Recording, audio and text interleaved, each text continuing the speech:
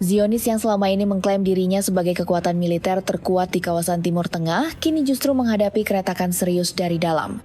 Ribuan personel militernya mengalami gangguan kesehatan mental, sementara gelombang penolakan terhadap kebijakan wajib militer meluas di kalangan remaja.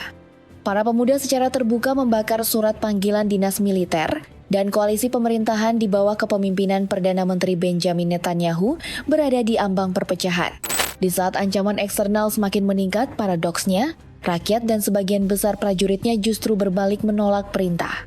Netanyahu, yang dahulu dielu-elukan sebagai penyelamat negara, kini didesak mundur, menjadi sasaran tuntutan hukum dan perlahan-lahan kehilangan dukungan dari para sekutunya. Ironisnya, kehancuran Israel tidak terjadi karena serangan dari luar, melainkan karena krisis kepercayaan yang menjalar dari dalam tubuh bangsa itu sendiri. Israel saat ini tengah menghadapi salah satu krisis domestik paling serius dalam sejarahnya. Gelombang perlawanan sipil dan militer mengancam stabilitas negara secara menyeluruh. Ribuan warga turun ke jalan, memadati area dari lapangan Habima di Tel Aviv hingga ke depan Kedutaan Besar Amerika Serikat. Mereka menuntut tercapainya kesepakatan pertukaran sandera yang komprehensif dengan kelompok Hamas. Aksi ini bukan sekadar bentuk protes, melainkan seruan putus asa dari rakyat yang merasa diabaikan oleh pemerintahnya.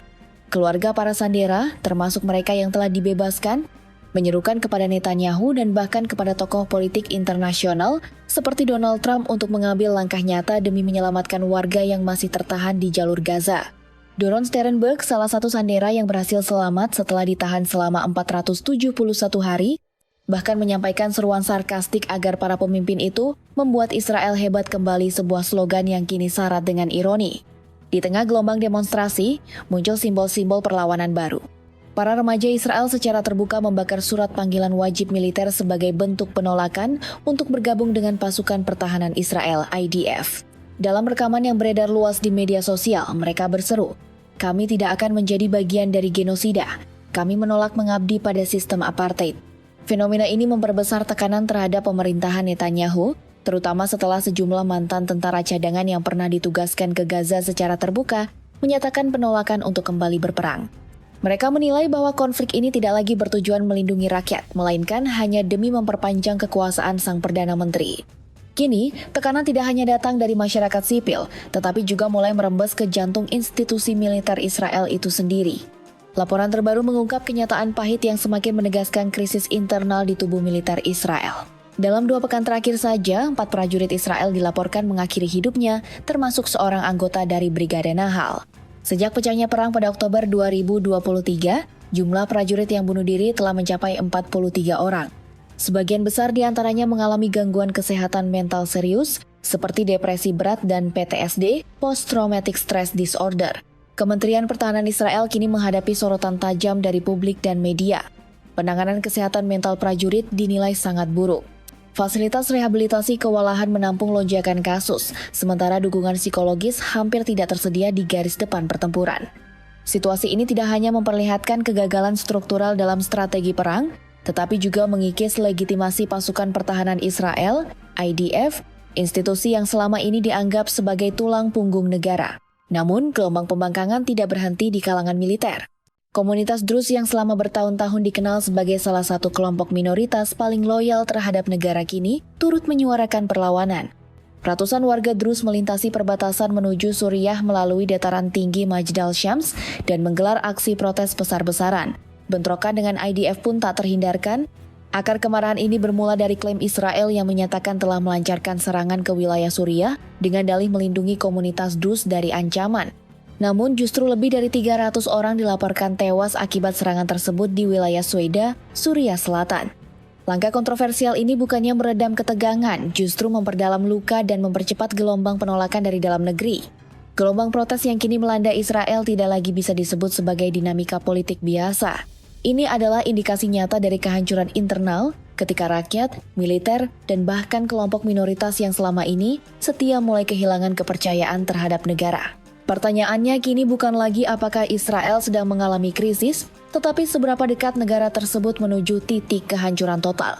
Perdana Menteri Benjamin Netanyahu kini berdiri di atas fondasi politik yang kian rapuh. Koalisi pemerintahnya di Knesset kehilangan stabilitas setelah partai-partai kunci menarik dukungannya.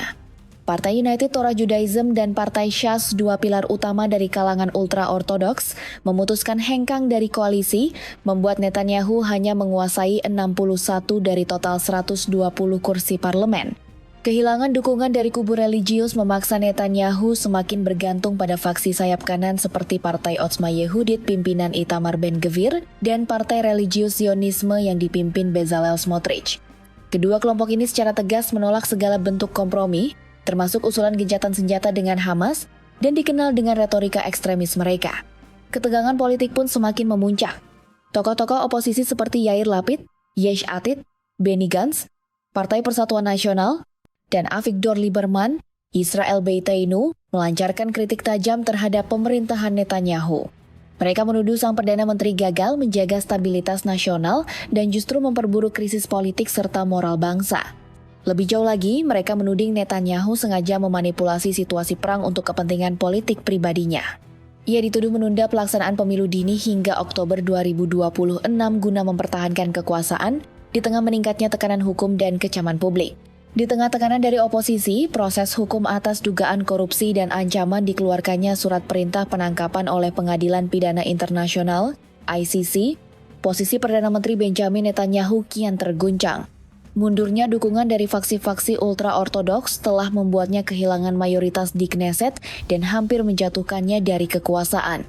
Krisis yang dihadapi Netanyahu saat ini bukan sekadar persoalan kalkulasi politik dalam jumlah kursi parlemen, tetapi mencerminkan benturan ideologi yang semakin dalam.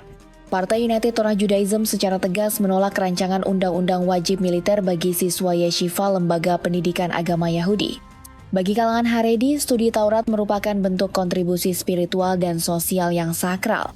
Sebaliknya, mayoritas masyarakat Israel melihat pengecualian ini sebagai bentuk ketidakadilan sistemik yang tidak lagi dapat diterima, terutama di tengah situasi perang yang membutuhkan pengerahan pasukan secara luas.